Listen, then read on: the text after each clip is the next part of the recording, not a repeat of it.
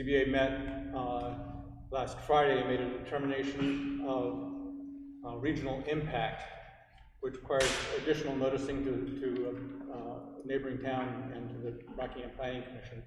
So I will open that hearing briefly for the sole purpose of continuing it. So I'll take a motion. Yep, I'm going to make a motion to continue the summit distributing hearing to 7 p.m. June 1st at the Town Hall due to requirements of New Hampshire RSA 3657 due to the determination of regional impact at the May 5th ZBA meeting. Okay, do I have a second? Anybody? Second from Pete Roderick. We'll vote on that, and actually, let's go ahead and vote. I'm going to announce Kyle Bache and Mike Wahulich are all alternates. They'll be voting tonight because Rick Russman is in a butter on one of the hearings, and Charlotte Hilton is down south still for a medical issue. So we'll take a vote on the motion. All in favor say aye. Raise your hand. Okay, that's 1, 2, 3, 4, 5. Any opposed? And any abstentions? So if you're here for because you received a notice or announcement in the paper about the summit distributing hearing, which is the gas station and convenience store on Route 125 proposal, you can leave or you can sit around and watch the Unitil deal with an administrative decision on power lines. So just make that announcement that you will not get a second notice in the paper or by mail as an abutter, that you're advised that June 1st, 7 p.m. here, which is the first Thursday in June, and we're going to move it up a bit to meet some timelines. That is when the hearing is continued to, and that's when we'll reopen the summit distributing hearing. Okay. What I forgot to do at first was introduce the members of the board, which are Kyle Bache, he's an alternate, he's voting tonight. Pete Broderick, who's a member of the board. Robin Carter, who's our administrative assistant. I'm Peter Coffin, chair. Megan Kelly, vice chair. And Mike Wahulich is an alternate, also voting tonight. Also, we have in the audience member Rick Russman, who's, as I said, for this particular hearing is in a butter, so he recused himself. And the first item of business we have is board business, and that's the minutes of April 13th. And I'll take a motion to approve those or amend them as seen fit. I'll make a motion to approve as written. As written, okay. Second? Second. Okay, second by Mike. Any discussion? Changes? Okay. Then I'll take a vote on the minutes for April 13th. All those in favor say aye. Aye. Aye. And Kyle, you vote on it? Yes. You did, okay. Any opposed? And any abstentions? Okay. That passes unanimously. So the first hearing tonight, the first, actually the second. The minutes for the last Friday. I was going to ask about that. May 5th, if you read them online and you're ready to approve those, we can approve them. I have not read it. Oh, you haven't? Do you want to read them or approve them tonight, or do you want to do this and then we can always do that? Yeah, why don't we do that? And I can read them and people don't have to sit here and watch me read them. Okay. Yeah, no pressure. Well, stand and stare at you. All right, so where's my little agenda? Should be here. That's all extra stuff. Okay, I can read it right off of here. This is an appeal for an administrative, appeal from an administrative decision regarding the Board of Selectmen's the denial by the Board of Selectmen for Unitil's use of herbicide and the treatment of undesirable vegetation within the sub-transmission rights of way. That means under their power lines. Within the aquifer protection zone, and they specify there's areas that just only applies to the aquifer protection zone, the portions of the power line that run under that, and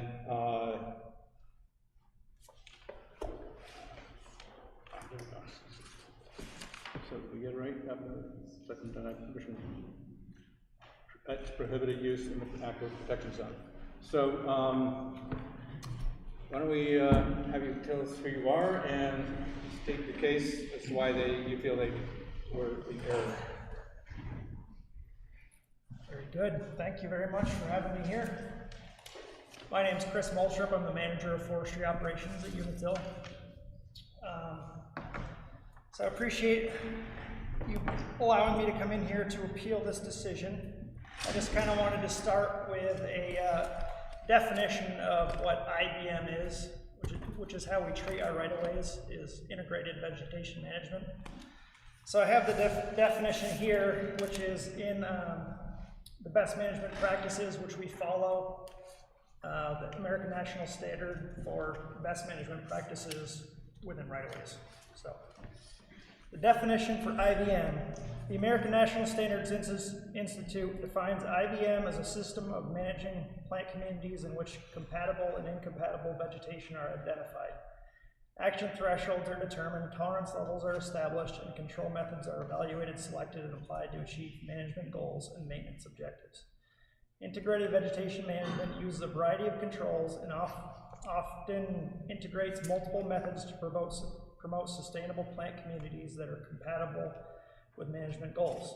Incompatible vegetation compromises program goals, negatively impacts or causes concerns regarding safety, security, access, fire risk, utility service reliability, wildlife habitat, pollinator forage, emergency restoration, visibility, line of sight requirements, regulatory compliance, the environment, and much more.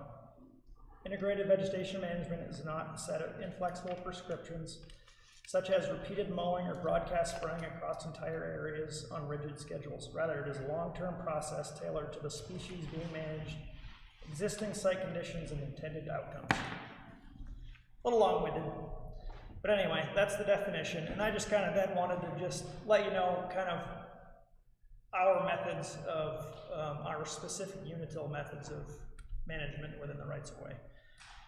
So what we do on our rights-of-way, it's kind of similar to our distribution lines in that we have a 5-year cycle. So every 5 years, we're going through and trimming the sideline and then also treating the floor. So we consider the floor as the area within that. It's about 75 feet in general, 75 feet wide right away. We actually have 100 feet, but we manage probably 75 feet.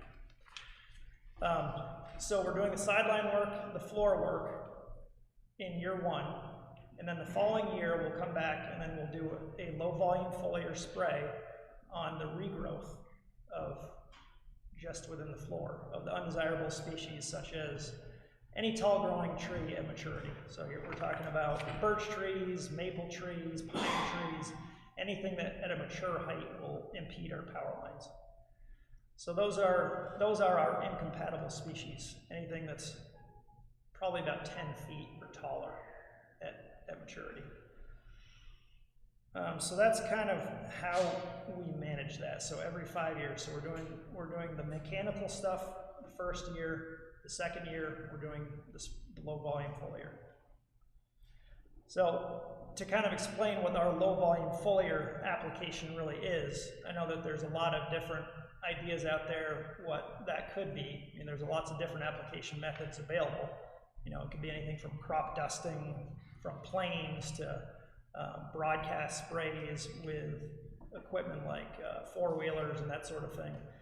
But what we do is it's a low volume spraying with people with backpacks and wands. So they have a backpack, has 2.5 gallon tank on the back, and they're walking and selectively spraying individual plants. So it's highly selective. The mix that they use is, so I got this from last year, one of our vendors that did the work. They have to report the chemical use to the state after they're done. So I was told that it was 2 to 3 gallons per acre that they spray. So roughly 2.5 gallons per acre. So like one of those tanks on their back per acre.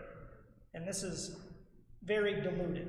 So when I say gallons, the actual chemical within those gallons is very small. So to tell you exactly what that is, so last year it was 4% rodeo, which is glyphosate product. I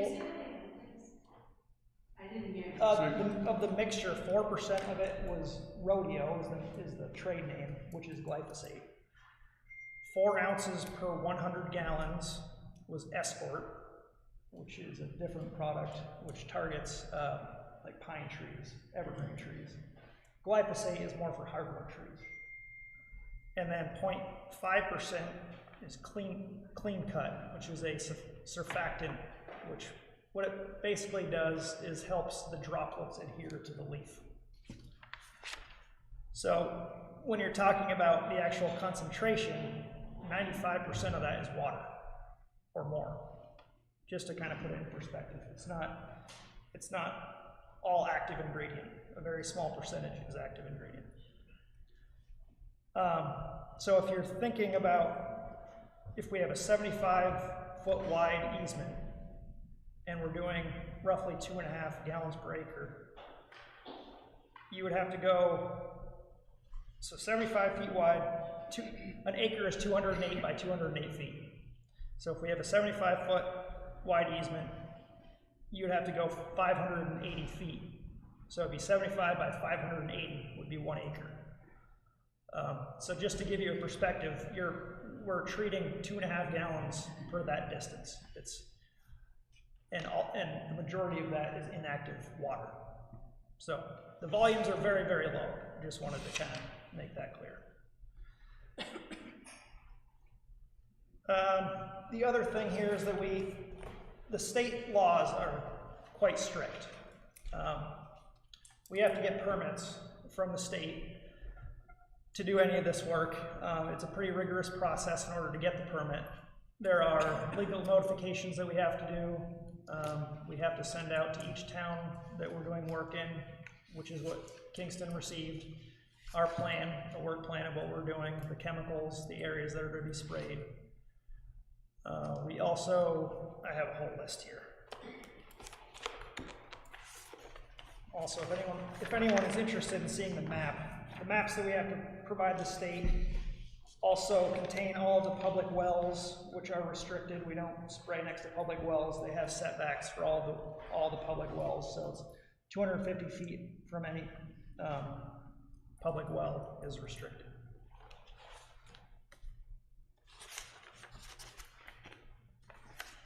So I was just trying to think of,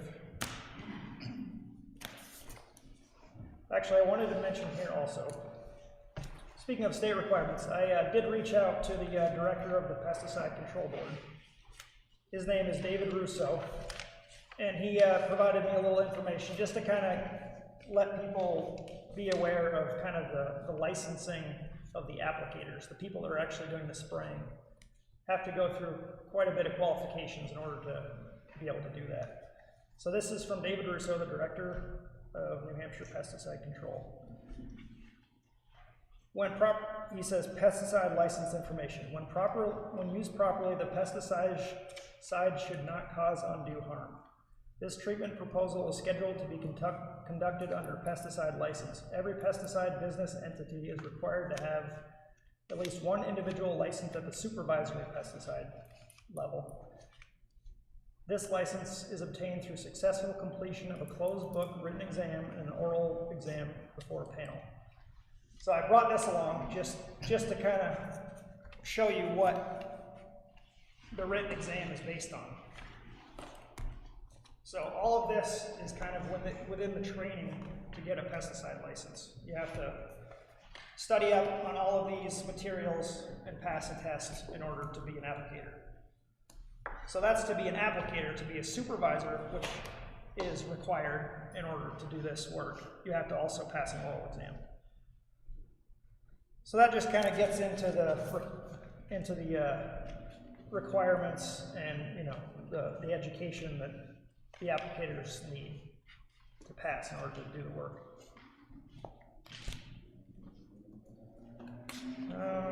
What's next?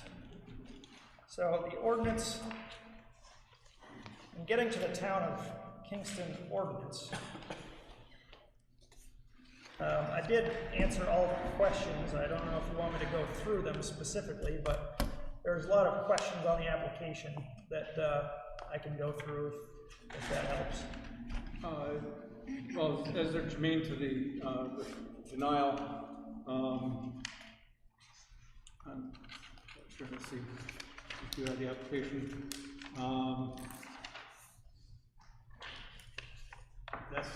There is no actual, one's for variance and one's for a equitable waiver, and this is a administrative appeal, so that the, it's basically, you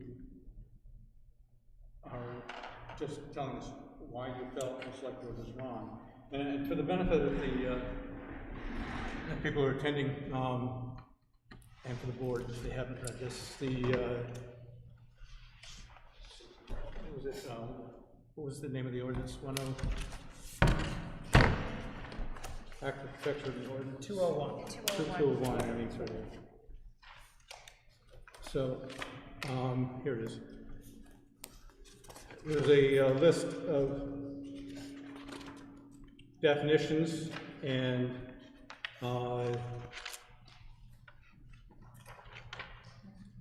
okay.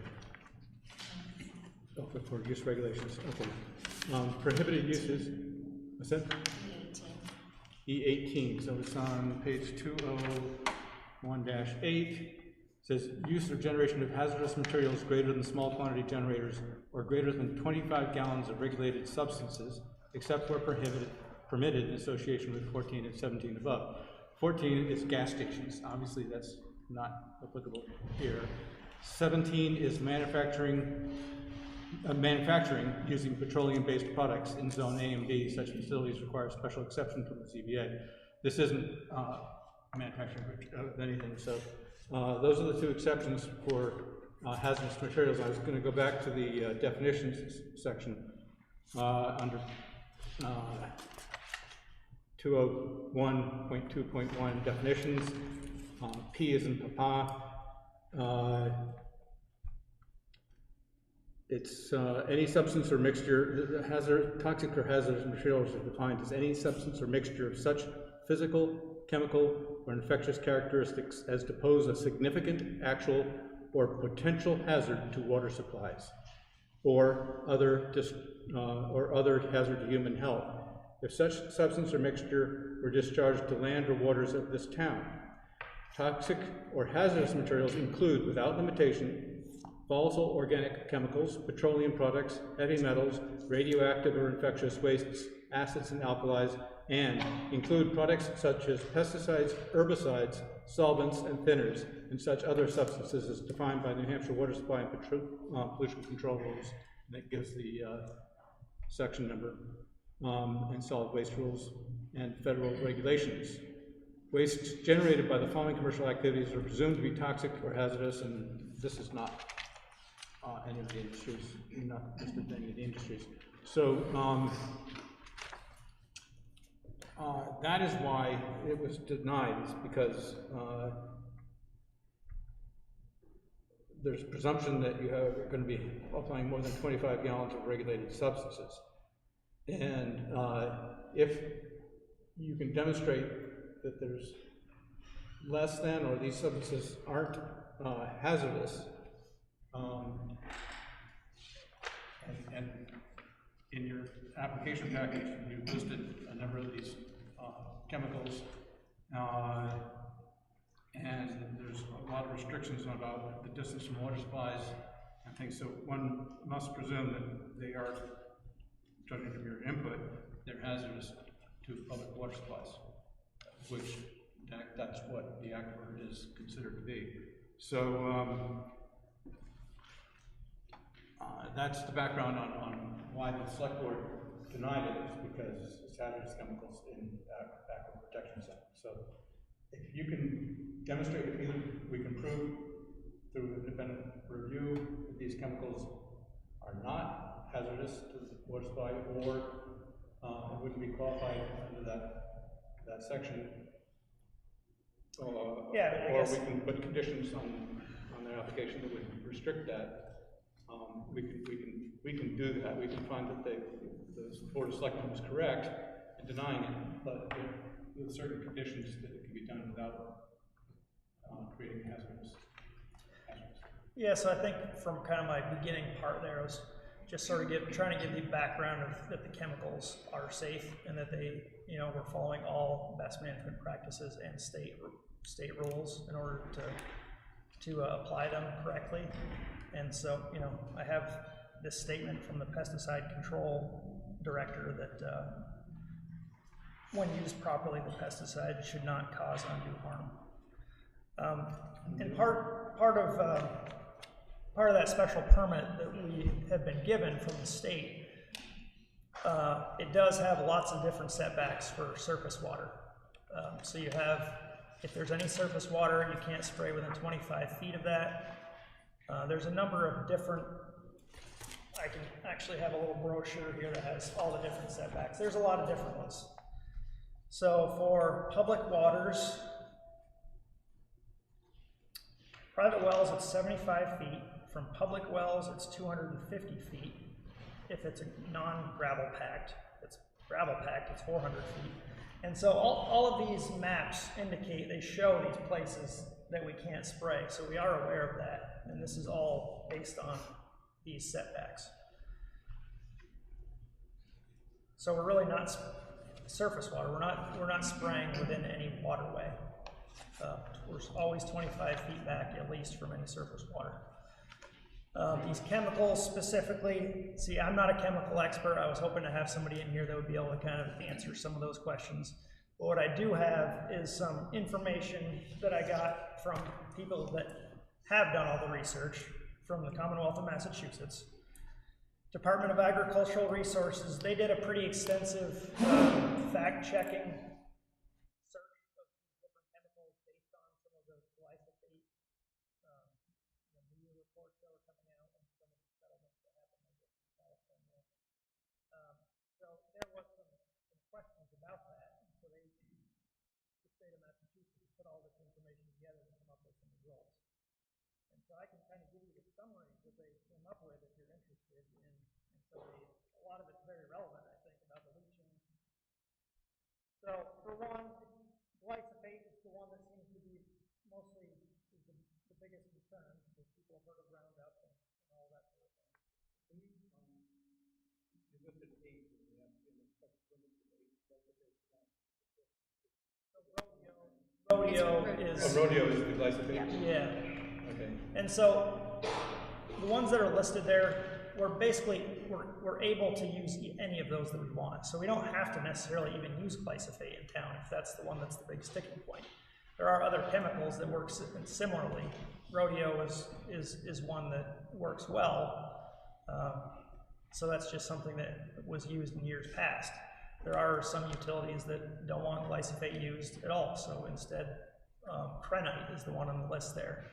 And I spoke to the company that would be doing the spraying, and for instance, New England Electric Co-op doesn't use glyphosate; they use Krenite, and instead. So I also have the information for that as well. But so for glyphosate, the summary here, just to let you know, this is from a state. This is not from any kind of chemical company. Glyphosate, when used as recommended by the manufacturer, is unlikely to enter watercourses through runoff or leaching following terrestrial application. Toxic levels are therefore unlikely to occur in water bodies with normal application rates and practices. Then it kind of goes into some of the, lethal dose 50s, that kind of thing. But then it says, the evidence of oncogenicity. I was trying to practice this word, actually. Oncogenicity.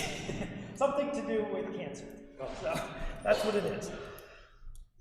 In animals is judged as insufficient at this time to permit classification of the carcinogenic potential of glyphosate. The compound is not mutagenic. So it's basically saying there that there's not sufficient evidence to say that it's carcinogenic. Okay. So they don't have evidence. That's not been studied. there's not evidence. There's not evidence to either way. show that it is. Right. I guess So, that's, and the glyphosate you said is it's unlikely to enter the, well, how did they word that? Unlikely to? so it was worded, unlikely to enter water courses through runoff or leaching following terrestrial application. Toxic levels are therefore unlikely to occur in water bodies with normal application rates. Okay. So part of the requirement as well is that we're not, none of this spraying happens during windy days, it doesn't happen during rainy days, it happens during the right conditions so that there's the least amount of drift possible.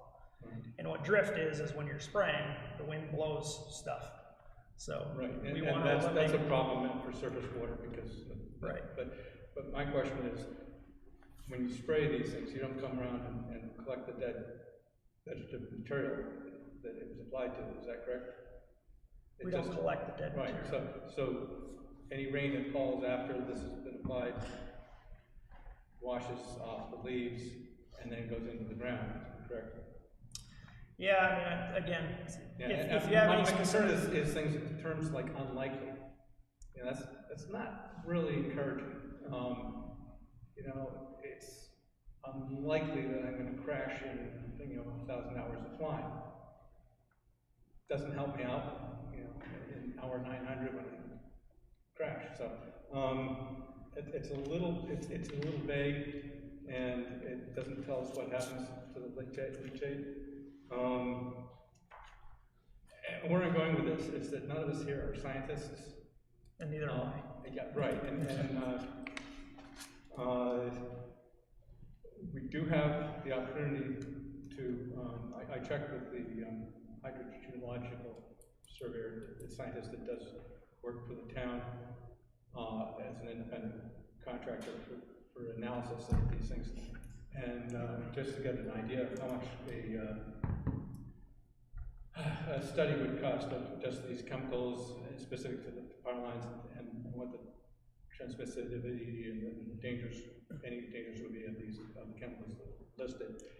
And that is one option open to the board. Obviously, we have to. Well, the good thing is that the state of Massachusetts already did that, so, I mean, these documents basically are probably the best resource you could have, way better than any, study that you would probably do at a local level.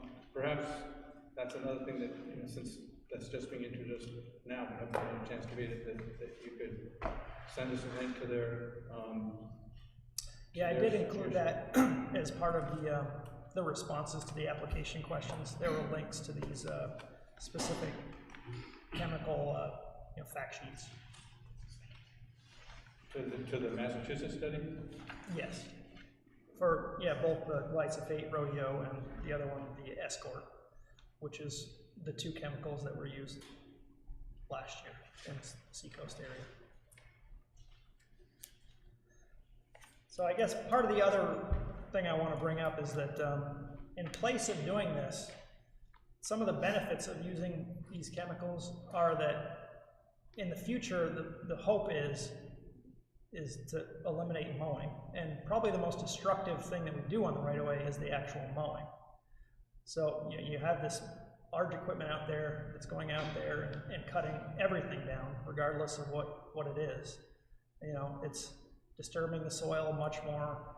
Any plant, wildlife, it's disturbing much more. If you're talking about carbon footprint, you're having much larger carbon footprint with large machines out there mowing the right-of-ways than you would for people walking and spraying individual plants. So the hope is to kind of eliminate the whole mowing part of it as years go on. It's kind of a long-term project where we've been doing a little mowing, and the longer you go, the less mowing you do, the less chemical you use, because the biological control that ends up happening is that these native low-growing species start to outcompete the tall-growing undesirable species, and so that you end up with kind of like a shrub layer eventually that sort of takes over the site and sort of doesn't allow these incompatible species to grow. And so when that happens, you're not mowing at all really, and then you're not really needing to spray much. So every time you go through, and by the way, we've actually already done this once in town without any, concern in the past. In 2018, but it wasn't noticed to the town, so that, I mean. Yeah, I mean, all the same things went out to the town. We would have sent you the certified letters to the town. I know that it just wasn't noticed, I guess, but we have done this before, so it's, you know, it's not without precedent. And we've been doing this in all other towns since about 2014, without any issues with town-wide. That doesn't say that an individual property owner can't restrict our work. That happens often. Well, I wouldn't say often, but it does happen on occasion. So any abutter or any landowner can tell us that they don't want us to do any spraying, and we won't. So that's also part of the state permit, special permit that we have. I think in this case, the town has vested interest in everybody in town, in the aquifer. It is considered a significant natural resource of this town, and is increasingly more under threat and increasingly more interested in being protected in other towns. So I may be wrong, but is it, the aquifer is considered the groundwater, correct? Is that the water? It's not, because groundwater exists anywhere outside these aquifer zones. It's straight reserves, resources of water that are in, I don't know if we could better explain by somebody who has a little more scientific knowledge of this, but aquifers generally flow underwater, underground, and are dense, like underground lakes. They may be mixed in with rock and everything else, but they often start higher up, flow down under the ground, and often use the source of artesian wells, where you put a well head in, get down into the aquifer.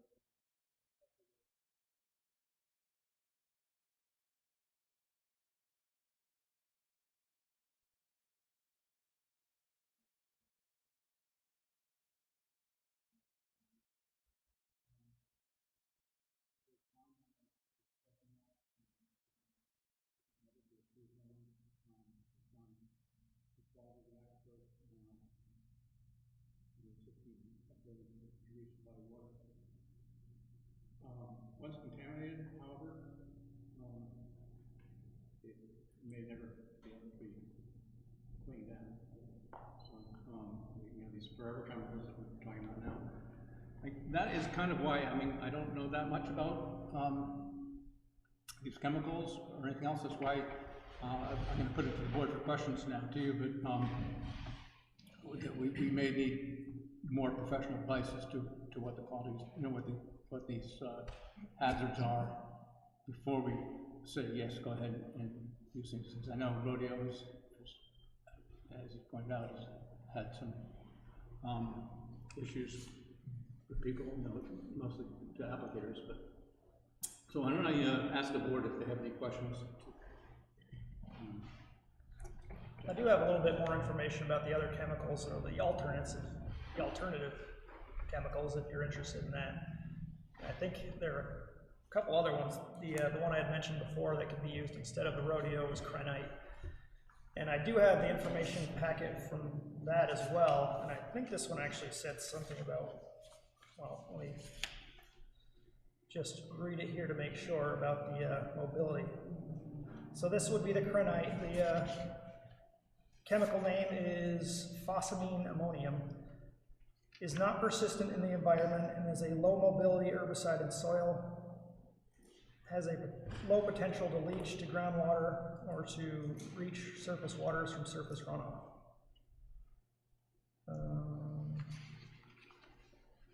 It's also considered to have very low aquatic and invertebrate acute toxicity. So this one basically says that there's very low mobility in soil. The other one was the escort, which is the one that would be used for pine trees. It's all mixed together so that it can be used for anything. Should you give us initially a list of 3 chemicals? What's that? You gave us, well, 2 chemicals and a surfactant. You gave us those, but of those 8, they're included in there, but you don't plan to use No, them. we would only use probably, you know, that's up for debate. If you didn't want to use rodeo because you're concerned about glyphosate, we can use something, you know, an alternative that maybe even has slightly less mobility in the soil. But it doesn't sound like any of them really have much leaching potential at all. But if that is a concern, I'm happy to provide, you know, all of this information. I have provided some of it. Yeah. So I guess I haven't really discussed at all about the permitted uses that are spelled out in the ordinance. Because the ordinance actually specifically has permitted uses that sound like they are pretty applicable to what we're using it for. So if you're under section F, within the ordinance, permitted uses, the following activities may be permitted provided they are conducted in accordance with the purposes and intent of this ordinance. Number 7 is farming, gardening, nursery, forestry, and harvesting and grazing, provided that fertilizers, herbicides, pesticides, and manure and other leachables are used appropriately at levels that will not cause groundwater contamination and are stored under shelter. Number 6 was maintenance, repair of any existing structure, provided there are no increase in impermeable surface. So, you know, 7 clearly states forestry, which is, you know, we're in the forestry department, we're doing forestry work. You go to the forestry department, but you're not clearing trees down for power lines. The power lines exist, and it's power line maintenance. I mean, forestry is when you grow trees and harvest them for as a product. It's an agricultural business, and well, what chemical use would you use for forestry? You would want to eliminate the things that aren't trees. You're eliminating things that are trees. Forestry is growing trees as a crop, basically. It's dendrology. So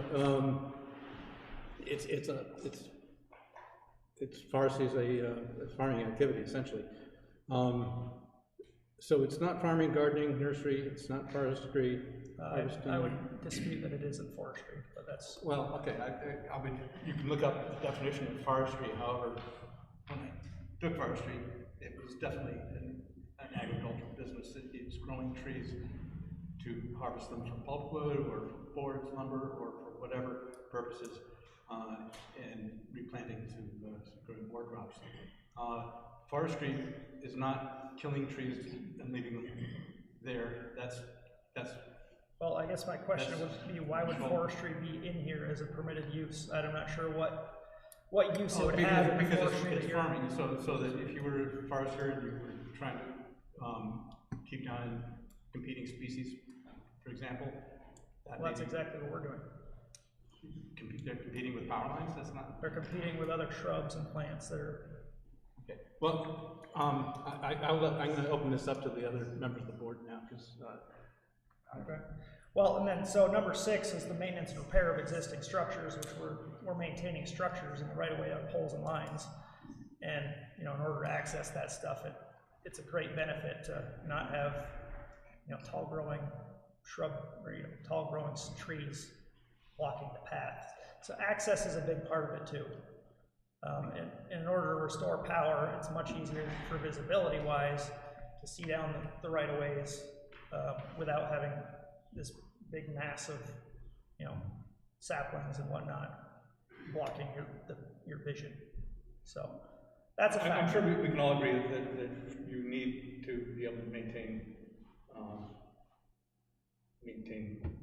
right of way without trees coming up. The question is whether this method, which in the aquifer protection zone, doesn't have other alternative methods that might be less hazardous to the aquifer. So again, I do want to open it up to other questions from the board. So another.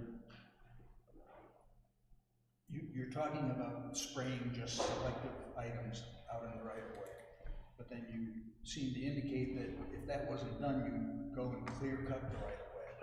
What if you went out and selectively cut the things you were going to spray? I mean, how does that compare in cost to doing it with chemicals? Well, the problem is when you do mowing, then you still have all the root structure, and so basically you're going to cut one and then 2 will come back. And so what happens over time is as you keep mowing and cutting all these individual stems, the stems multiply. and they start getting more full of these different stems of incompatible species. So the whole benefit of using herbicide is that it's systemic. So the chemical goes to the roots and then the whole tree dies. And so you don't have this problem of, multiplying trees.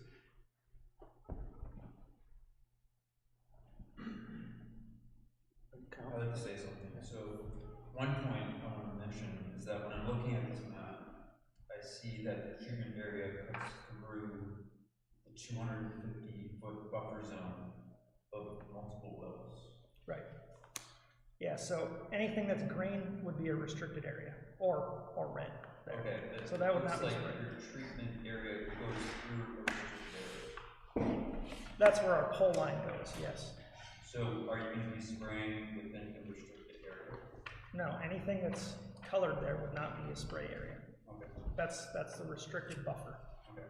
Now the second point I'd like to make is that you're saying that by selectively spraying plants safely under supervision, coupled with the fact that you're only using 2.5 gallons per acre and that it's 95% water, that it's likely safe. Well, I'm just trying to make the point that when you hear these numbers of gallons and stuff, maybe people might think that that's all chemical, but I just wanted to make it clear that that's not all chemical. A very small portion is chemical. Okay. But whether it's safe or not, I mean, it seems to be safe based on these studies that I've seen from the state of Massachusetts. But well, if it was safe, then you would have no limitations of spraying within the buffer zones of wells.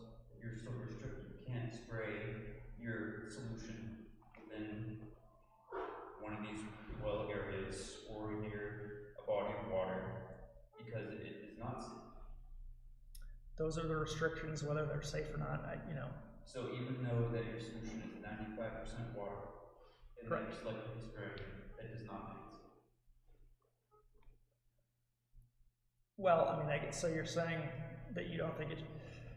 Can you word that again, please? Okay, so the point I'm trying to make is that you said that you're spraying selectively, that you have guys carefully spraying plants. Yes. Okay, and that these guys are being supervised, so they make sure they're spraying safely, selectively, right? Mm-hmm. Okay. And you mentioned that you're only using 2.5 gallons per acre, so you're spraying a light amount of solution, and also that your solution is 95% water. Right. It's on a concentrated solution. Okay, so you're trying to make the point that your solution is safe to spray. Yes. Okay. So if your solution it's safe to spray in places. Then how come you can't spray your solution within 250-foot buffer of public wells? I can't answer that question. Those are the state guidelines. That's just the point I was trying to make. Like I said, I'm not a chemical expert. I was hoping to have somebody here that could answer that question, but unfortunately I was not able to do that. But that's why I brought as much information about these chemicals as I could, which explain about the low mobility and the very minimal, if at all, leaching potential of the chemicals. Okay, am I doing it right? Okay. Would I be correct to say that what you're trying to do is to use herbicides instead of having to get people out there with chainsaws and bushmasters and taking care of it that way? So it's cost effective. You don't have to get people out there with chainsaws or people out there. Oh, you're talking about the year one part of the program is cut, and then year two you come in and the sprouts off. So you don't have to come back later on with chainsaws. So it's a cost effective item. It's cost effective and it's kind of a long-term better solution for managing it right away. It's kind of what it comes down to. One of the things that you read, this is a herbicide. But I noticed when you read, I think it's the second page down, they use the term pesticide. So I'm confused because we use the term pesticide to say safety, but we're talking about herbicide here. So a herbicide is a type of pesticide. Yeah, when you look at the definitions in the state, it's pesticides include herbicides and yeah, sorry about that. That's different from when I taught environmental science, I'll tell you that. Yes, I was confused by that too. So That's the why I looked it pesticide up. control board oversees all pesticides. Okay, so under the list of pesticides, you've got herbicides. because Exactly. it could be considered a pest item. Right, exactly. I always thought pests were more insects and things, but that's okay. You've got numbers of chemicals. There's a number that we have been approved from the state for all those chemicals on the list. How many of those are persistent, or do you know if any of them are persistent chemicals? You see, this is not my expertise, I'm afraid. Do you know how many of those are organic? I don't think that they are organic now. So they're synthetic? I would expect so. But Okay, I'm not the so expert. they're not biodegradable. I'm not the expert, I'm afraid. I can get the answers for any questions You you see have. my concern, you know what I mean by persistent, going up to food chain, right? Again, this teaching science, but like DDT, gets into the insect, gets into the fish, which gets into the bald eagle, which causes the instead of no more bald eagles, because it goes up the food chain. They're gonna be insects that feed off those leaves that you treated. What is that going to do? You don't know that, and that's okay.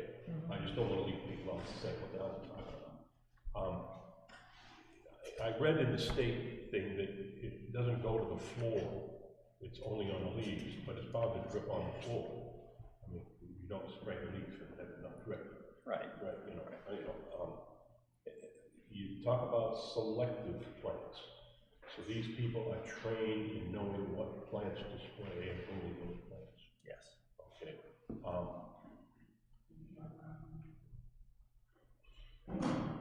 New Hampshire has one of the most restrictive EPA rules and regulations, so that's probably a good thing. They did approve this, but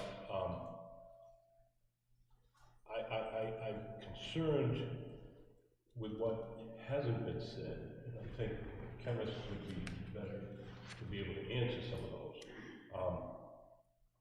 Because, we're just lay people. Yeah. Everybody here's a lay person, and we don't know what these chemicals are. And we don't have the time to research the organic structure and the persistency and biodegradable and all that. We kind of trust you, and that's why we may end up getting our own expert in here. Well, and it comes down to, you don't have to trust me, because I'm just kind of, No, I understand. you have to that, trust the state of New Hampshire is really what it comes down to. You've got an assignment to do, and you're doing your side job. I have no problem with that. But we're the decision-making people, and I am somewhat lacking now as far as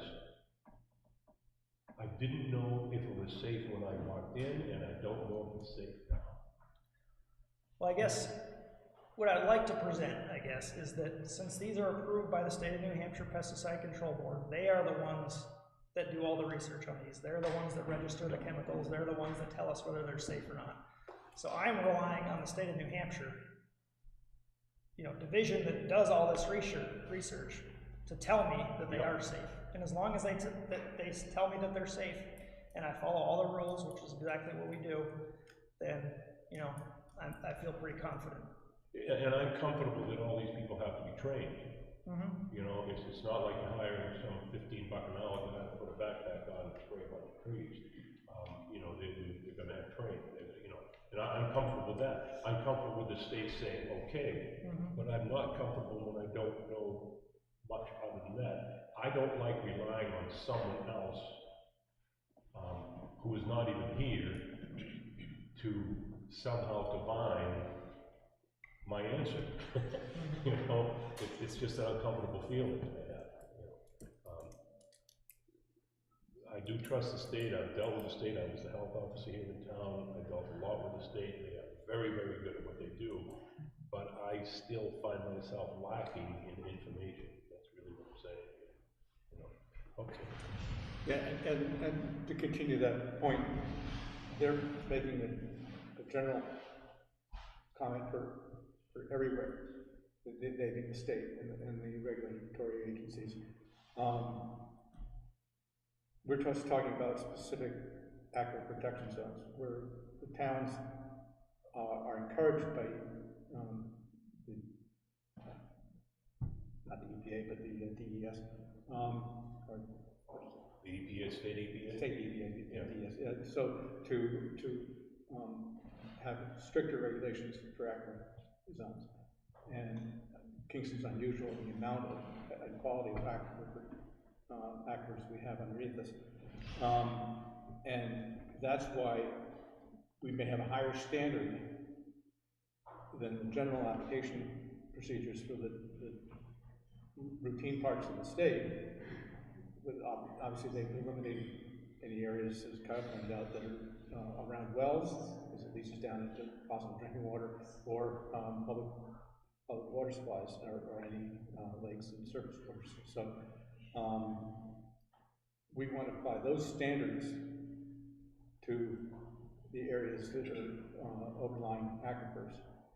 And that's why I personally feel that we need to have an independent review by a scientist of what these chemicals are, and he or she may review this Massachusetts study and say, well, this would be applicable here because we know this about the aquifer and what the transmissivity rate is, like how fast I can get down in there.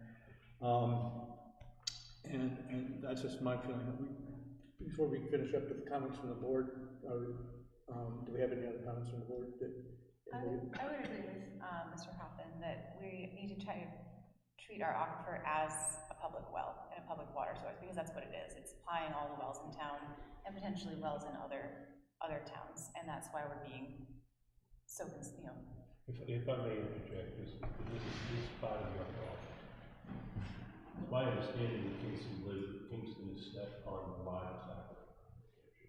And all you have to do is drive around this town and take a look at the surface water we've got. You can't walk 5 minutes without hitting some sort of surface body of water because it's coming to the surface. And that used to, luckily I'm not the health officer anymore, cause me all kinds of problems. We are so much more restricted than the state regulations. The towns are allowed to do, instead of 75 feet, we're up 50 feet from the septic system to your well, unless there's special reasons. So we are very, very, very protective of the quality of our water, and I think that's a good thing. Everybody has a good thing, So I just want to let you know why we're I completely understand where you're coming from. I guess just basically what I'm saying is that from everything that I know from the state and from these things is that it has no harm to your aquifer. So I guess that's just what my point is, and that it seems like based on some of the ordinance permitted uses that we would fall in there, which I know there's a dispute about that, but it does seem clear to me that forestry would be one of the permitted uses. Yeah. Oh, no. This is my first official meeting. The other one was, we want to get all the questions asked, and then we go to public comment. I like the idea of getting our own expert in here, really leaning heavily on that person's advice because they're the expert. I mean, it's like a lawyer. Right, Rick? You can't comment and don't take his advice. Why do you hire him? So I think getting an expert would be the way to go for us, because you've done a good job presenting it, don't get me wrong, but I still don't know. All right, and I want an expert to say, if this was my town, and that's what I'm going to ask the expert, if this was my town, are you for or against it? And you see they often go, and then they give an answer. So what I'm asking is, how would we go about that? Is there a motion needed? Well, I think we can come back to that. I would like to do the public comment section. Yeah, no, that's fine. Being my first meeting, I didn't know whether we do that. What we'll do I did want to get a ballpark figure from Dan Trusso, the environmental scientist that would be doing this, and so I can let Unitil know about what the cost would be, so they can put it in an escrow account if we decided to go that route. And it's about $3,250 is what she said for a specific analysis of the issues that you brought up, the chemicals that you're using, and the evaluation of the aquifer. She mapped out the aquifers. She's already familiar with it. She doesn't have to do a lot of research to discover that. The background information she has already, and so she would obviously meet with the various Would this person also give possible alternative chemicals that do just as good a job? Yeah, that would be part of what That we would could be part of put to her,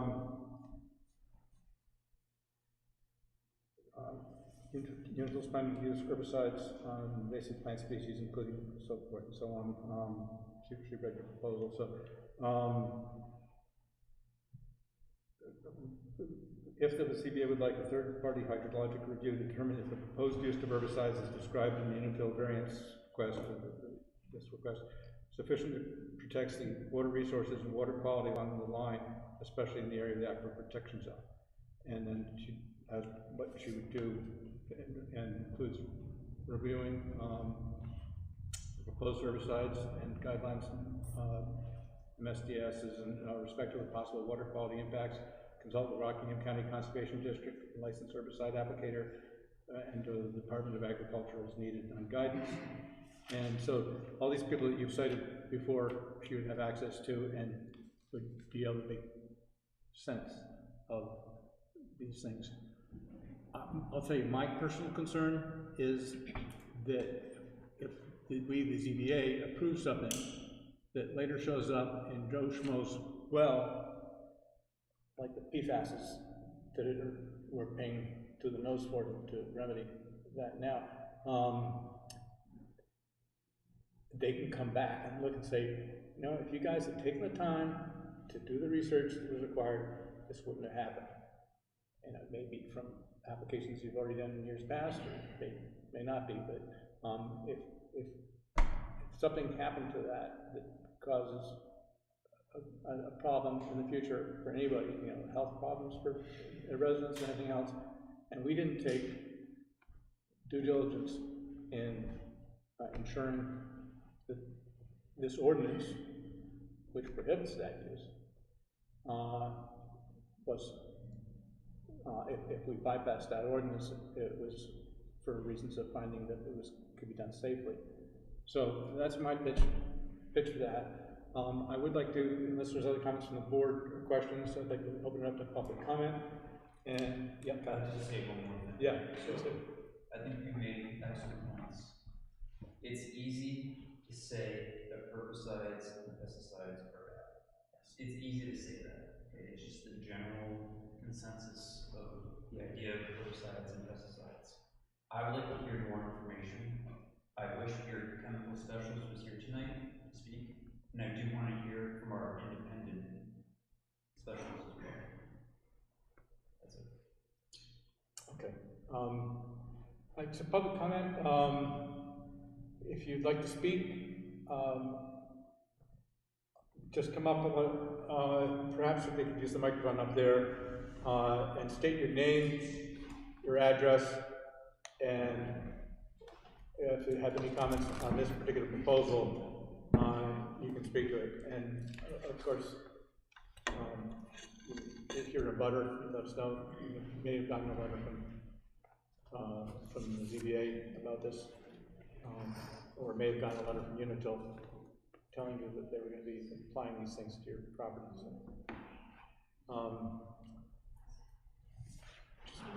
okay, come on up and. Yeah, there's a microphone right over there. Don't worry, the applicant doesn't bite. They're working with us.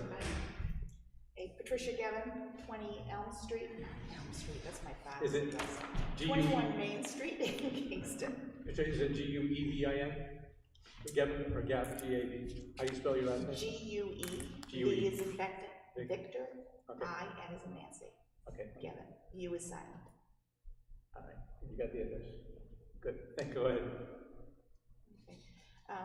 My concern is, and he says it sprays on the leaves, so it's not going to be dripping on the ground, but the leaves die.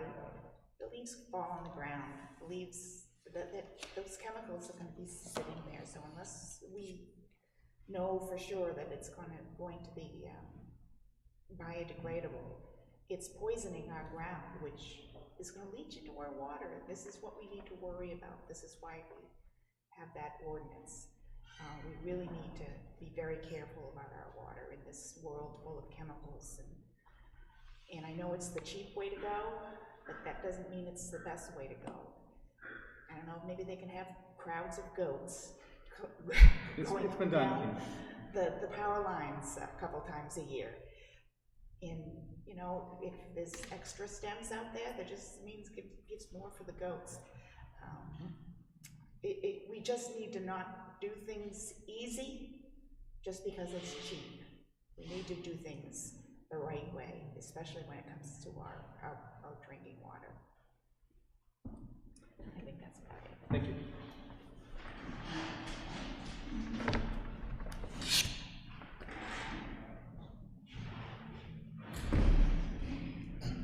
Hi, my name's Dana Akers. I live at 16 Rhinefest Lane. I wrote a letter to the select board. We communicated as well. I appreciate your quick reply. Yeah. Again, I really like Unitil, and you guys do a fantastic job. And I apologize for maybe making your life a little bit more difficult here, but it's a worthy cause. I also wrote to you guys just recently, and the burden of proof here, in my mind, really resides on, you know, the applicant to prove that it's safe, not the other way around. And you should, in my opinion, you should let him present, have his chemical people present exactly why they think this is safe. The hurdle to meet here is pretty high. I think when you read the regulations, it said, you know, even probably dangerous is, you know, not acceptable. And and then let the town, you know, if us taxpayers are gonna then spend money on a chemical expert. Can you speak up so we can hear you? If we're gonna spend money as the taxpayers on a chemical expert, I think you should maybe wait until you get their analysis, because they might even give up before you get to that point. It's pretty difficult to show that these chemicals will not cause any harm beyond all reasonable doubt. You've all asked the right questions. You're headed in the right direction. I very much appreciate your efforts. Thank you. I will say, for clarification purposes, the applicant pays for the study. Because the applicant's responsible for providing enough information for the board to be able to make a decision. So that's the rationale for that.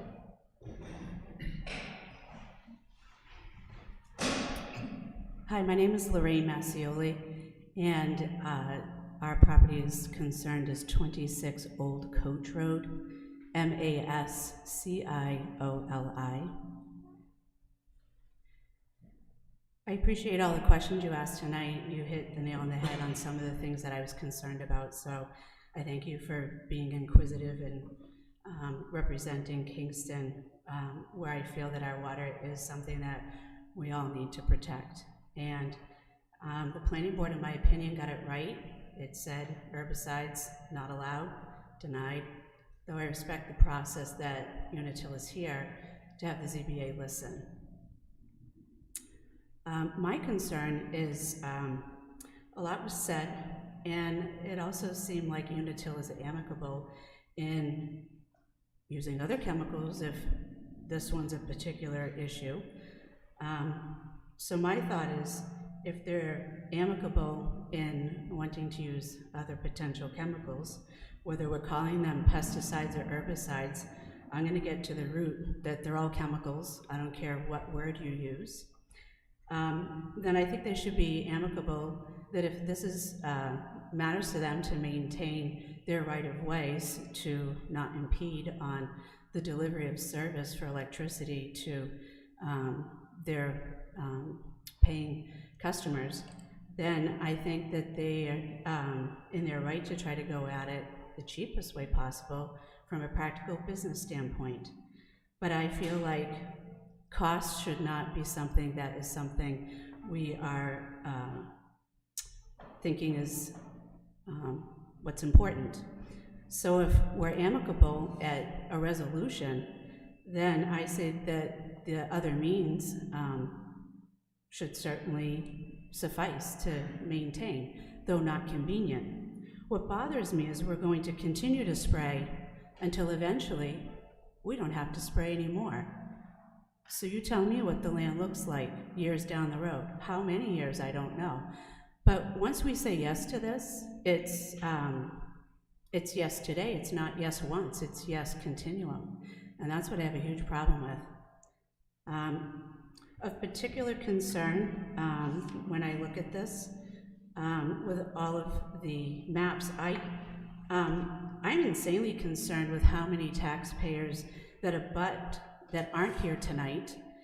And as I reflect on the abutter notice, I was already upset when I walked in here tonight that it's conveniently dated 2 weeks from today, April 27th, but the first attempt at getting this notice to me was Thursday, May 4th. So I find that of particular issue for any other townspeople that aren't here tonight. When I went online to see, what is this about? Because the letter didn't say much. And I went on to print all of the maps from the town, and to see that there's 4 pages, that is alarming to me. And if you look at how many green circles are just on the first page, that's a lot of restrictions from a state that's insanely concerned with protecting our water with strict EPA guidelines.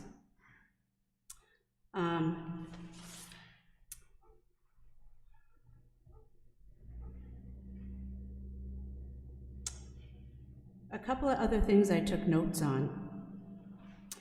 The state with the special permit and mentioning other chemicals and being open to all of these other possibilities. I don't see anything wrong with continuing to mow. It's just cost prohibitive for the company. Tonight's meeting is really about a means to an end. There are other means to get to the same end that are safer. When I hear toxic and leaching and is unlikely to occur when quoting the Department of Agricultural Resources for the state of Massachusetts summaries, and to use that data to support what's going on in New Hampshire, though I'm glad that someone else has done a lot of research, and I'm glad that we have the benefit of that, but the property that we have is very unique in that it abuts the old Superfund site, and they didn't know then what they know now. And so all of that leaching into our water and groundwater is why Kingston is on the radar for the remedy to the Superfund site. And that is at a federal level. Our well is tested at a federal level to make sure that the current remedy in place is still a current remedy in place that has been deemed successful. I have been warned that if we were to do anything with our property there's 12 acres there, to possibly subdivide, add more wells, then if all of a sudden it's proven that what we did to our property impacts the already deemed successful federal remedy to the Superfund site with all of the chemicals that have been leached there, then we are liable. So I look at this as still toxicity, herbicides, pesticides, it's chemicals. And we've already had a huge issue in Kingston with chemicals. I recently inherited this property because my father passed away to bladder cancer. And I have to wonder, was it because he lived adjacent to the Superfund site? So I take this issue quite seriously, and I am of the utmost concern, and I encourage you to deny this request. When Unitil says that the restricted buffers are all in green and we won't spray there, and they'll comply with that request, but why aren't they willing to comply with the initial denial request that we don't allow those chemicals in the first place, especially because it's in the aquifer zone? Again, it's a means to an end. I do see that there are other means to the end, though not cost prohibitive. They could pave. Though maybe not cost prohibitive, but I'm not sure. I could suggest, since we live in New Hampshire and we're mentioning agriculture, goats. And if you think that's ridiculous to suggest, When I see cows on the old dump site, I don't think it's so ridiculous to suggest that. I'll leave you with this in terms of something else for food for thought, and I ask you to deny this request tonight. A quick Google search of the first thing that came up about rodeo herbicide versus Roundup. It says rodeo and Roundup both contain the same active ingredient, glyphosate, or glyphosate. I apologize, I didn't say that correctly. This means they both have similar effectiveness in killing all types of plants and grasses. The difference is that rodeo herbicide is designed for use in aquatic weed control, while Roundup is not. I'm just going to stop there and just read those first couple sentences to you. And to know that rodeo is mentioned tonight as the first active ingredient at 4%, and it's specifically targeting aquatic weed control, again, I have massive concerns about this, to the point that I have to question how well we protect our water supply that does ripple to all of our adjacent towns as well, not just our town. What bothers me about hearing about Massachusetts guidelines being mentioned tonight, I have to wonder, is this so that New Hampshire can claim deniability because of the adjacent federally controlled rectified site for already water issues that were found as it leached into all of the area wells and Country Pond? And so it bothers me that New Hampshire's not mentioned at all tonight. Furthermore, when asked if people could come and do test wells on the land, and I did grant permission for that, the person that called me, I asked them about why they were doing that, and they were a company that was hired by the state of New Hampshire, but they were using a company out of Maine. You see, there's a lot of federal money right now for anything to do with anything environmental, and so a lot of people are chasing down the federal funds before those are gone. And so I'm incredibly concerned about where everything's going. Knowing there's going to be a solar farm in our town and the amount of money that will generate for Unitil, I would like to think that the cost prohibition that they're looking for here for the means to their end, that they will have future means coming to them from the benefit of Kingston, New Hampshire. So I think that this is something that we can't afford to approve. Thank you for your time.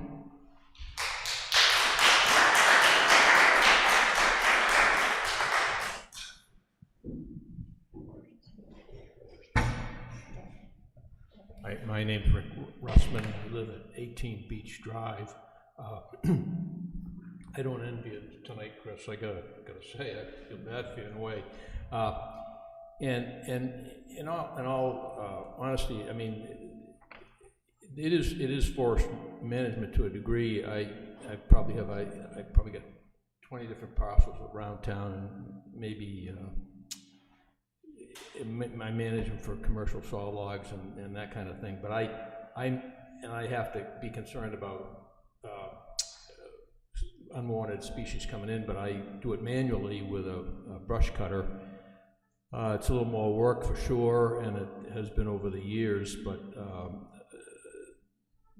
glyphosate is I mean, they call it rodeo, and it really is kind of wild because it kills everything and anything that it touches. So it's a hardcore chemical for sure. And my question, a couple of them I mean, the company Cotiva that makes it is a relatively well-known company, but it's concerns me because I happen to have, obviously on the butter, I've got some stuff under the right of way, and as a matter of fact, I'm going to probably, hopefully I'll address the idea of what I have to do, because I find that it's not always that easy to opt out, that it can be a process. They want you to mark your boundaries and all that. Well, I'm not going to have a survey and that kind of thing, so it just seems like that's something that the company should do if I don't want my land sprayed. But the question to me is you get these areas that you can't spray in, but you still have these, black birch and probably human beach and that kind of stuff coming up that you don't want to come up. What do you do in those areas? and I should direct it to you, I guess, the chair. What do you do in those areas to make sure? I assume you have to do it mechanically, and so, and my guess is you're not going to mow every year. I mean, you're probably going to do it every 2 or 3 years when it gets, you know, after you get some stump sprout and some stuff coming up that you know might be a few feet tall, you know, 5, 6, 7 feet tall, that you'd come in and maybe do that. So I guess the idea is what do you do with the areas that are not, that you can't spray in, and then also if you could answer that question if people want to opt out. I would say we'd like to address that, that'd be of interest to the board. Yeah, in those areas, if it's a small area, it would be hand cut. Guys with chainsaws can just cut down the individual stems by hand. If it's a large area, you know, for instance, in the town of Exeter, they have a large watershed boundary for surface water. So there's large buffers if you have a surface, like surface water going to a public water supply. So I think they have 250 feet along all of these surface waters as they set.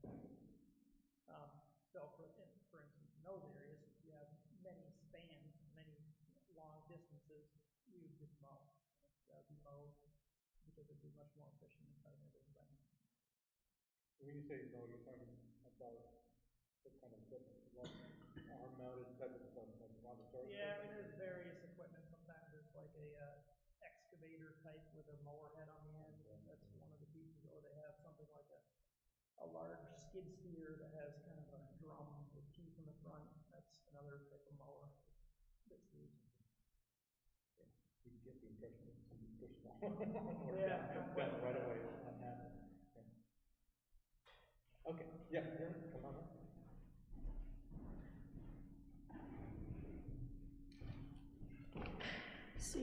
See if we can be heard. I have to tell you, it's very difficult to follow a hearing in here. It is, Because and the Board of Selectmen are addressing that, Yeah.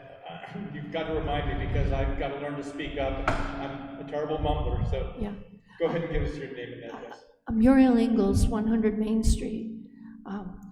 I almost hesitate to make my points for fear I have missed something in the conversations that have passed tonight between all of you and this gentleman. But I think Kingston has an opportunity tonight to learn from some past mistakes. I was here when the barrel factory was erupting almost daily, and we had such a miserable time there. And I know it wasn't because we were spraying, but the point was there were chemicals in the ground, and people suffered. People lost their homes. They had to leave Kingston because they were sick, and they didn't know if it was a result of the chemicals in the ground. And I also know right now there are wells in this town that are impacted by the chemicals that were in the ground from where the present firehouse is. And that's an old problem, but we should be learning from those experiences. And just recently, some people from the Powwow Pond approached the state to have chemicals put in their water to get rid of the milfoil. It didn't get rid of the milfoil, it just killed all the fish, and they have a bigger problem now than they had before. And this is all about chemicals.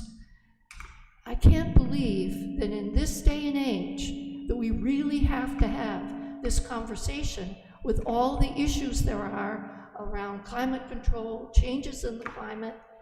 We shouldn't be adding to this.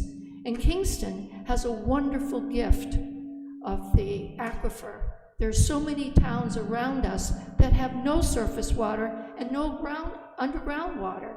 And we have a true blessing. We need to protect it for the future.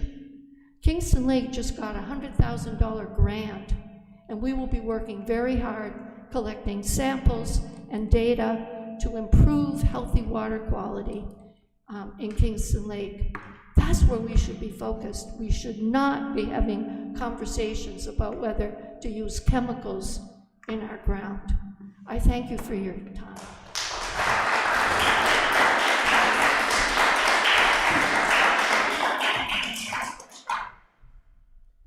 But before you get started, there are a couple things that probably, because it's hard to hear back there, that I wanted to correct for the record. One was was the Board of Selectmen that denied this application, not the planning board. That came up. And one other thing I do mention to Dana Akers is that we did get your email regarding glyphosates, paraquat, and diquat. It's in the record here.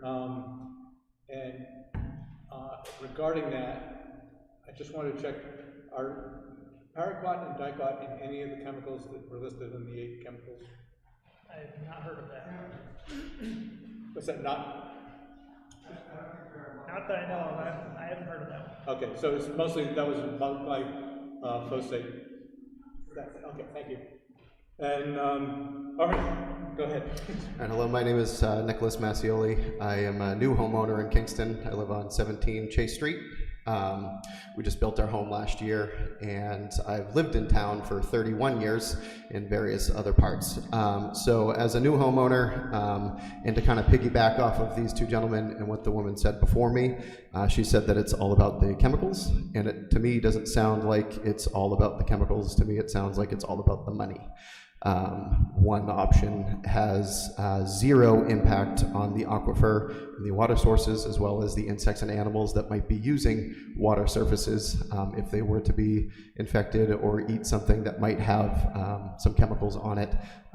So for me, it sounds like there is another cost associated that we don't know what that number is. Like, what is the difference between the cost of spraying versus the cost of mowing? It sounds like you're going to already be out there mowing anyways in a lot of the areas that have the green circles that you can't spray in regardless. So wouldn't it cost that much more since you're already going to have equipment out there to continue along and go along the rest of the power line area if you're already having, you know, equipment out there to begin with? So again, it comes down to money, and it, to me, would be an inhibitance to a lot of the other people in the area and the water that they'd be sourcing, as well as being on the aquifer. And I've been in the health field for 15 years as a health professional, and I've helped a lot of people with their health journey, and it comes down to caring more about the potential issues that might come up in people's health versus the amount of money that would be spent to solve a problem. So, thank you. Thank you.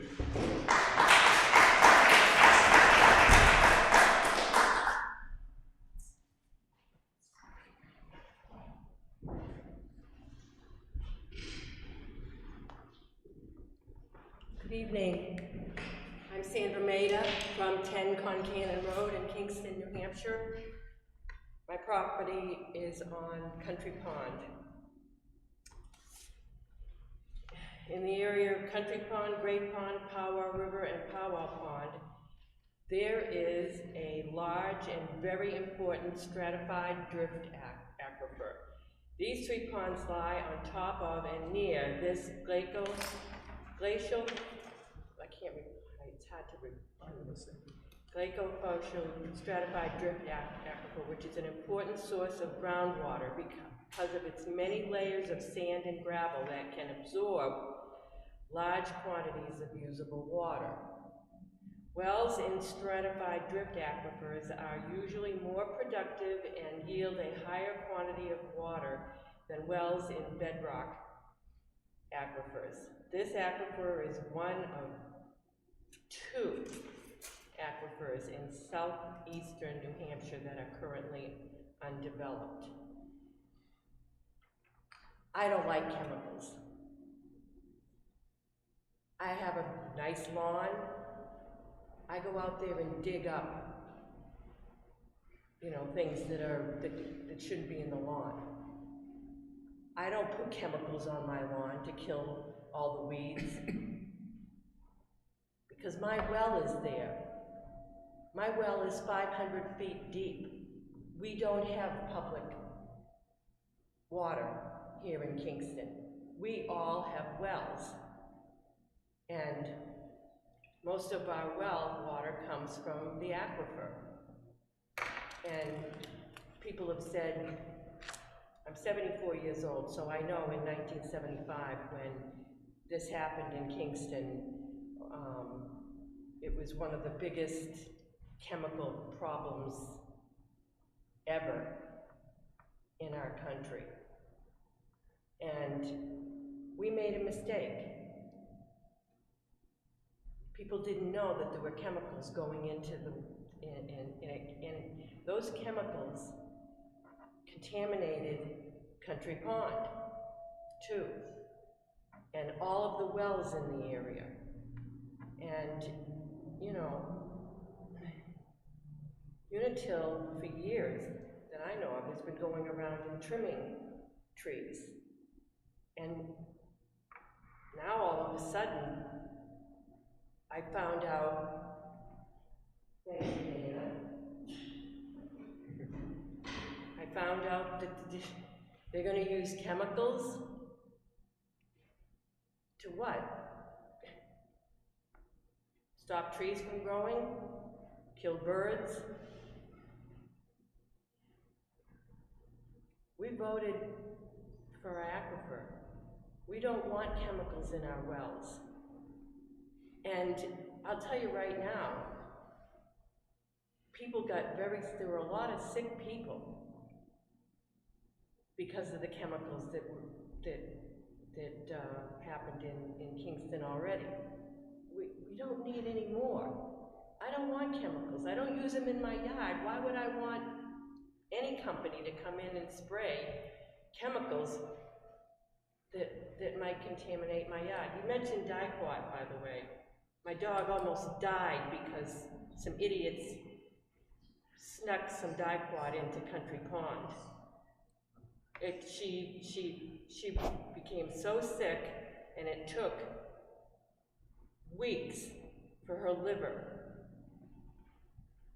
And I kept having to take her to the vet. She had to go on pills, and finally my vet saved her life. Why would I want chemicals anywhere near my house, my well, my sons, my family, my dog? I don't.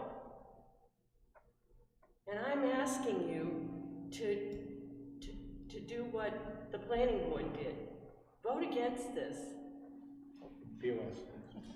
The planning board didn't vote on this. The Board of Selectmen, sorry. Board of Selectmen? Be louder, yeah. Yeah, it's Board of Selectmen. The Board of Selectmen, yeah, I was at the meeting. I get mixed up with so many boards. There are. And I thank you all for the hard work that you do.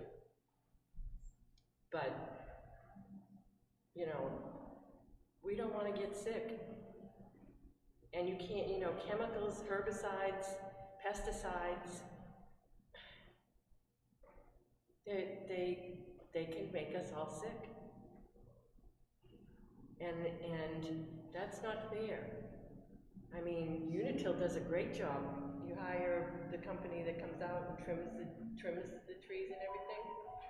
Why can't you still do that instead? You're asking me the question? Yeah. You can go ahead and answer that if you can. I mean, it's I mean, apples and oranges, but. yeah, I mean, it's really just trying to follow the best management practices for managing right-of-ways, and that's the best management practice, is to do kind of this multi-pronged approach with mechanical, chemical, and biological, to have like a long-lasting and stable environment is really what it's about. It's not about, you know, what we think, you know, what my opinion is. It's really based on best management practices for the industry. So for the industry, but not for us. And well, from what I understand, from everything that I have, to me, it seems that these chemicals are safe, based on studies and the state of New Hampshire. So, I mean, that's all I can say about that. I can't, you know. Sorry, I disagree with you. Chemicals are not safe. Well, there's. Sorry. Yep, that's fine. Thank you. If they were safe, it wouldn't need the state's board to highly regulate this. So I still say it's not safe at all. And for the record, everyone's talking about the barrel factory.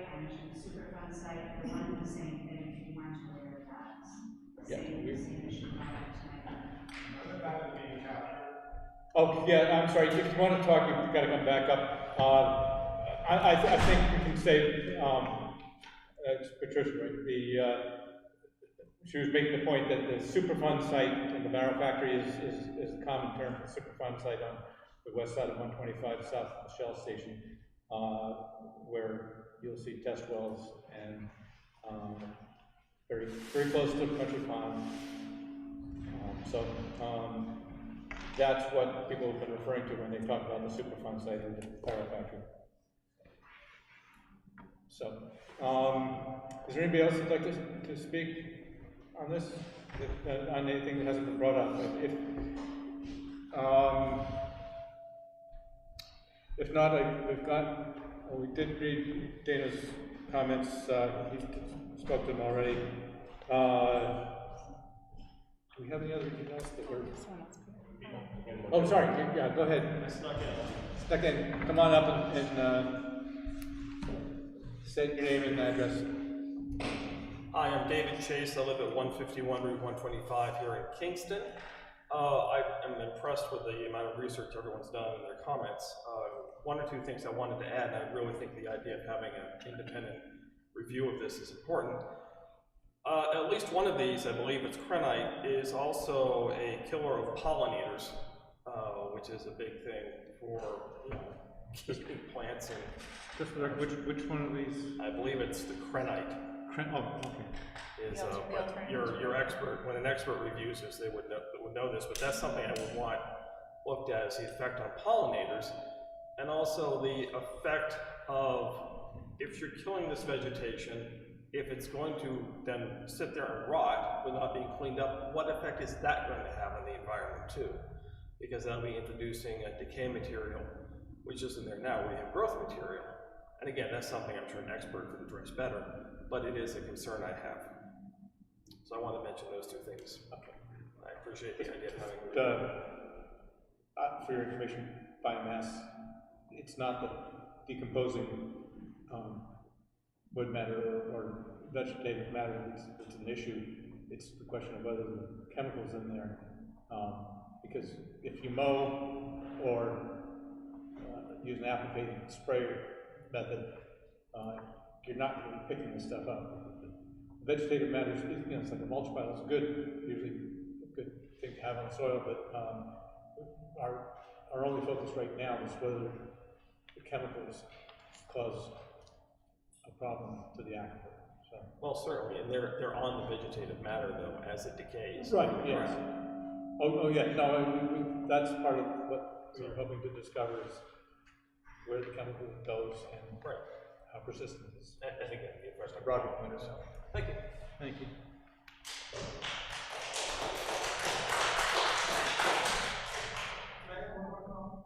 Okay, so you want to come back? Yeah, keep it brief and new material. Yeah, Dana Akers again. Just regarding what you were just talking about, other people mentioned powwow pond, and you asked about dicot. Dicot's not one of the chemicals he's looking at. Right. But the major problem with that as it goes into the ponds is it causes all the material, all the living plants to die at once, and that decaying matter that dies all at once is what causes the problem in the lakes, and that's what it causes all, like the cyanobacteria, that's what makes the dog sick, that caused all the problems in Powwow Pond. So if you cause too much natural matter even to die all at once, it does become a problem. I don't think that's as much of an issue here, but it could be. I don't. Thanks for clarifying that. Depends how much you kill at once. Yeah, it's not just how you kill it, it's right.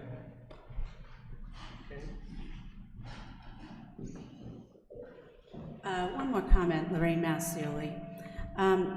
We just talked about how rodeo and Roundup are one and the same with the glyphosate, if I'm saying that correctly, as the active ingredient. There have already been lawsuits that have been won with people that had used Roundup, causing their sickness. And the fact that we're talking about using the rodeo, which is one and the same, from the quick website search I read to you for a couple sentences, there's no denying that what we're spraying is a chemical and it's not safe. And people have already won lawsuits for that. So again, I encourage you to vote no on this tonight and not further any discussion or any more taxpayer dollars on this particular issue.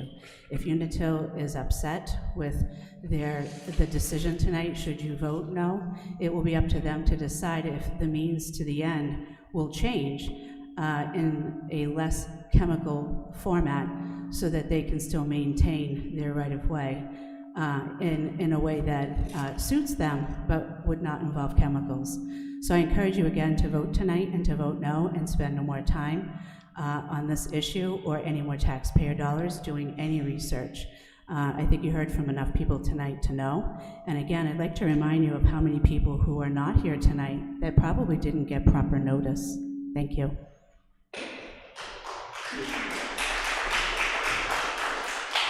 We will, in answer to the very last part, we will do quick research of return certified mail cards, just to make sure that the abutter list is notified. Sometimes certified mail can't be delivered and people refuse to pick it up. It doesn't mean that they didn't receive notice of something. The first attempt I received was May 4th. Right, which is... A week after the delay was needed. That's within the timeline, right, yeah, so... So notice is appropriate? I can't really... Do we know what the notification timeline is? 10 days? For certified? Oh, 5, yeah. 5 was a game. That's right, that's for the announcement on the advertisement, yeah. So, it's not much time, but then again, as long as you're notified enough time. Seems like a big issue that I think more people would probably do that now. This is actually quite, just to decide, this is actually quite well attended, which is why I thought that so many people are here for Summit, but for ZBA issue, this is probably the largest group of people we've gotten. So I thank you very much for your participating and for bringing all this forward. I do want to make it clear that this board does a factual based analysis. The state does ask that we have findings of fact and that we back up any decisions we make with the testimony or research we receive. So along those lines, this is one of the reasons why I have suggested that we have an independent analysis done. And that is fair to the applicant, and it's fair to the people who are concerned about health issues in the town, that we find out the truth about the safety and of these materials and how they're applied, and we will get information like what's the total application, we can have the number of acres that would be in the aquifer protection zone that would be affected by this, and the total number of gallons of each of the substances, and that will all go, if we would like to do an independent study, we'll go into that fact-finding. And as I've said, I think at least 3 times tonight, I'm not a scientist. Pete is a bit, and but has been out of the business for a while, and this is very, very specific science, and it's. I appreciate many people here have done a lot of research, but quite frankly, internet-based research isn't always the best and most factual way to go. So we do need to get an independent verification. And I'm going to close the public comment portion of the hearing now. Thank you for sharing those thoughts. They will all be taken into consideration. And I'm going to ask the board if they want to bring up any other ideas or questions on how they want to proceed. Well, I think an independent would be the way to go. Okay, so need a motion on that? Yes, we would need a motion on whether to have an independent site-specific study done on the effects of these. And I'll make that motion. Okay. Motion by Peter Broderick. study, and seconded by Mike Milovich. Any discussion? Yeah, I just want to make sure, that just so that people understand. When we make a decision, we have to be able to back that up. We can't just sit here and say, you know, be a good thing to have for you. So, I know you may say, you know, why are they doing that? They're pushing it off down the road. We're not kicking the can down the road. But when we have to make a decision, understand, no matter which way we come down, someone else can take us to court and say they made a bad decision. So we have to justify, in a sense, every decision we make, because no matter what we say, 50% are gonna like it, 50% are gonna like it, right? So we have to do our due diligence. And that due diligence is gonna, in my opinion, what the board decided to vote, that we bring in someone who's going to give us the best advice that they can give us, so we can make the best decision we make, so that it's not called upon us to say, you just arbitrarily made a decision. So that's why I say we need to get an expert that you pay for, but works for us, you know, to give us the best advice, you know. And I know what you think. I mean, we've known each other too many years, but we have to. What's rule number one? Cover your own butt first. And if we end up in court, we have to justify why we did what we did, right? And we can't say, well, this is an easy one, or this is, we have to go by the due diligence, do the best we can. That's why I make the motion. Okay, good. Any other comments from the board on this motion before we vote? Okay, all those in favor of a study by Truslow Consulting to determine the safety of the proposed application of chemicals, say aye. Aye. Aye. Any opposed? Any abstentions? Okay, so 1, 2, 3, 4, 5, 0, 0. So, and yes, this would, the applicant understands this would be at their expense. The consultant has said it would be about $3,300. We would ask to put money into an escrow account by contacting the planning board office, or do you used to handle those or the town board? They come through me and they go to finance. Okay, so yeah, contact the administrative assistant at ZBA. You can use that address, ZBA at Kingston, New Hampshire.org. And we will set up the amount. I believe that we should stay the amount of the expense of, well, I guess I'll put another motion out there, which is that that we should establish a Not to exceed. a fund, a escrow fund in the amount of $3,300 because of the estimate. I think that's fairly safe to cover the cost of this hydrogeologic study. And I'll need a second for that. I'll second. Okay, second by Megan. All those in favor? Aye. Aye. Okay, any opposed? Okay. Step abstentions. Okay, so it's 5-0 to establish a $3,300 escrow account. And the reason I'm able to say that fairly accurately is that she did give us an estimate. If it does go slightly over, we get your permission to, if the study is going to be more intensive than that.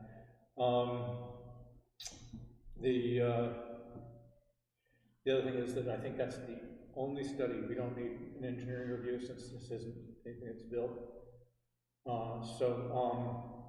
will also point out that when we started this, we talked about a determination of regional impact for a development. That doesn't apply in this case. This is not a development, and it's not, so it's not a proposed project or development. So we did not take a vote on regional impact because it's not a development. So it's, just explain that one, because we do normally have to take a vote on anything that comes up that's a development. And is there anything else you want to present to us tonight? I just had one question about the Sure. timing of the expert. Do you have an idea of when they would be doing this study? Yes, and as a matter of fact, this leads into the next thing, which is a continuance. The letter would be prepared by May 26, 2023, describe the evaluation completed, a recommendation on the variance request, in this case, and any recommendation for specific herbicide use limitations within the proposed treatment areas if appropriate. So, as I said at the beginning of this, and then our proposals, we're probably going to entertain a motion to continue to June 1st, which is our next planning, ZBA hearing. Same one, same. June 1st, you said? June 1st, which is the first Thursday in June. And we moved it up to the second Thursday because of timing on the Summit application. We wanted to get their hearing started within 45 days of 16. It kind of helps you because I understand we're moving into the time of year we want to be doing this, but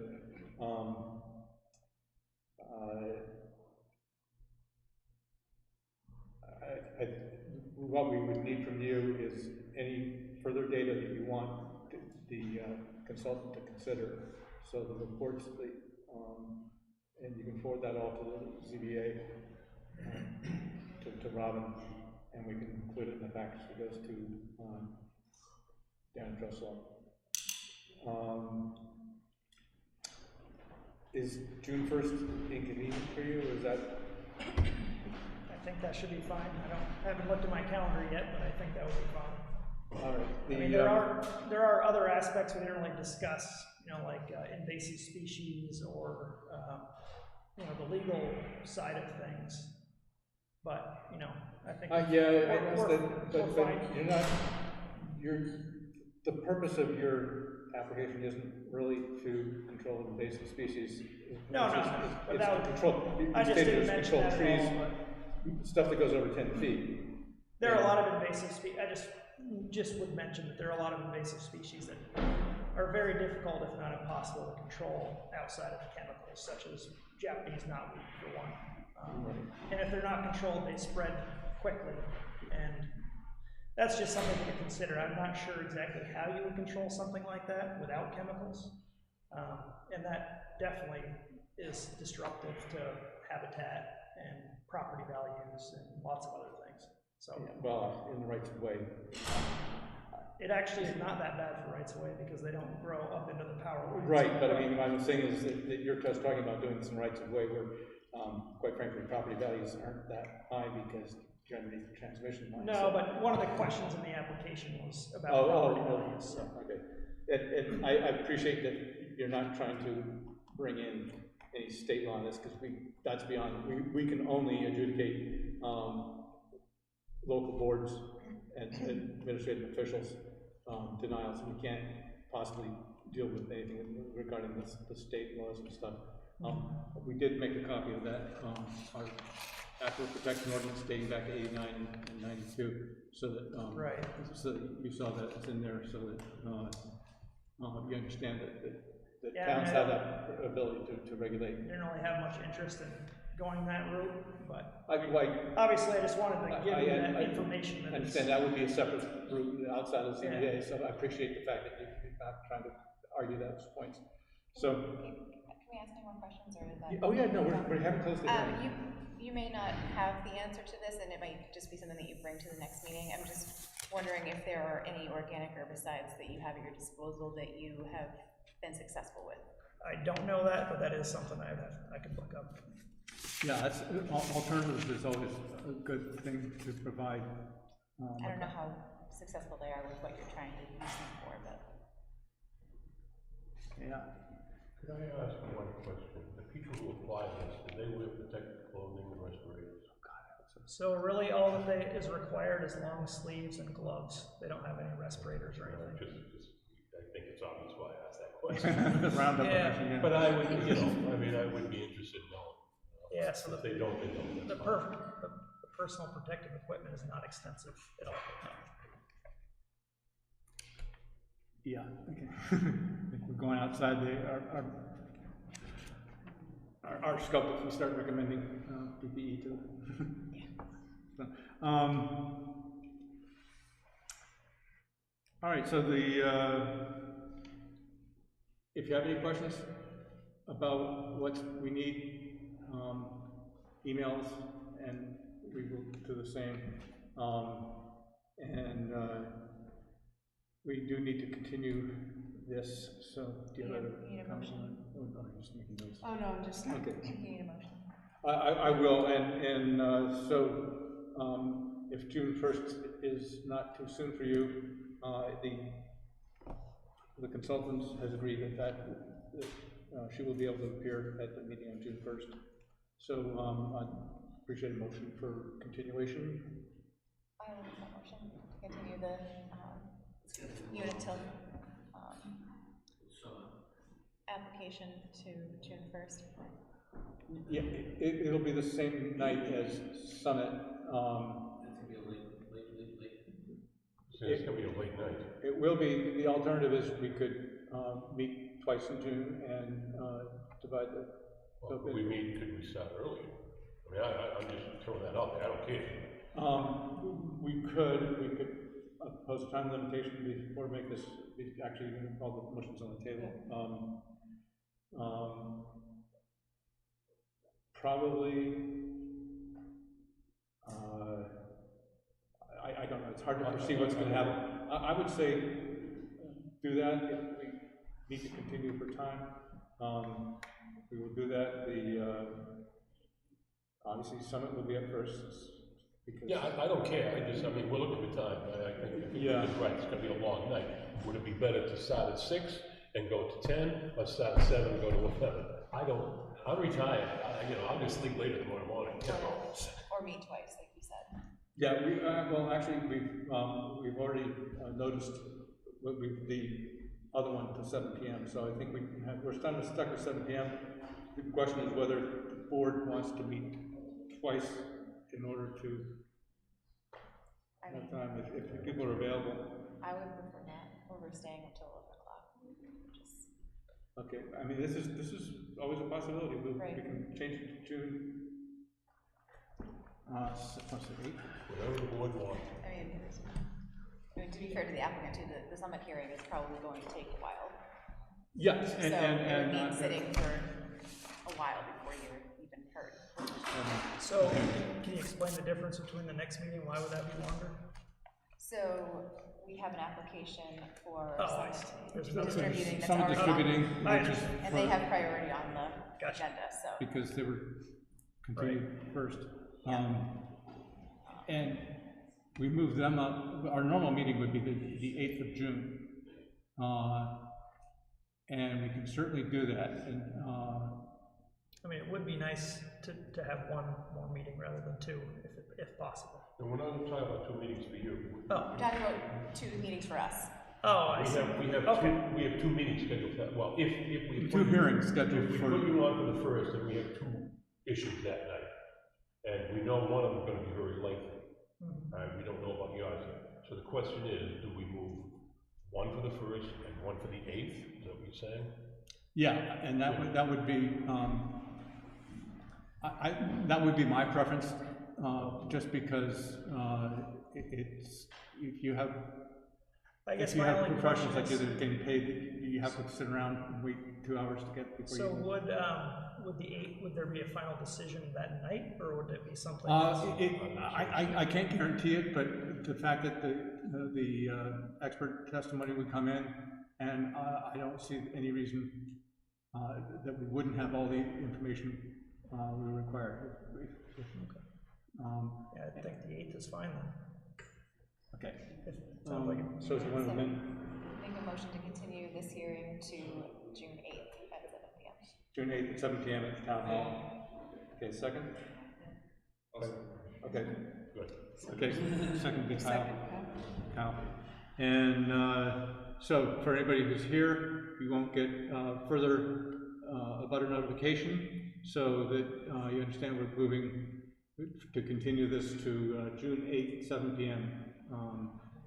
And it'll be posted on the ZBA webpage of the town website, and it'll be posted downstairs. And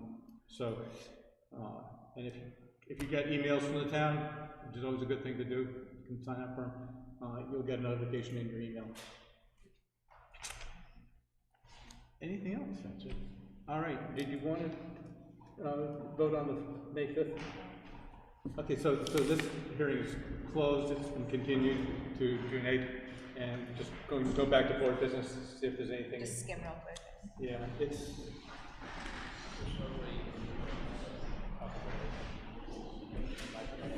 Well, tell me right now. As I said, thank you very much. Yes, yeah, yeah.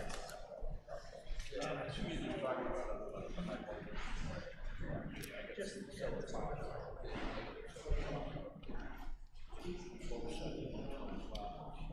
Okay. That area is fairly wet.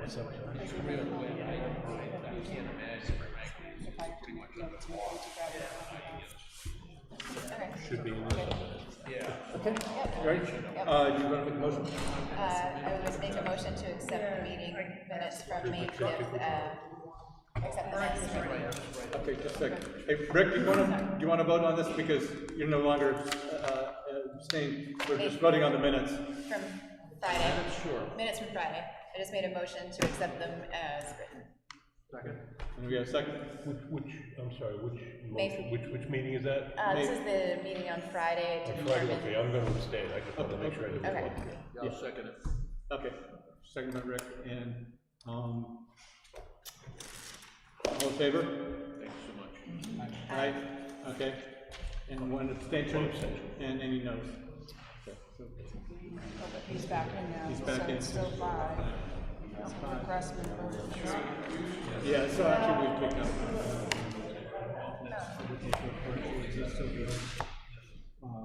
Four, 0, and 1. 0 no's and 1 abstention. Hey, Robin, do you want my first motion of the night since it's all written out? Oh, if you got it, I'll take it. Any help is good. For the continuing of the summit hearing? Are we adjourned, sir? And unless anybody has any other business to carry before the Make a board? motion to adjourn.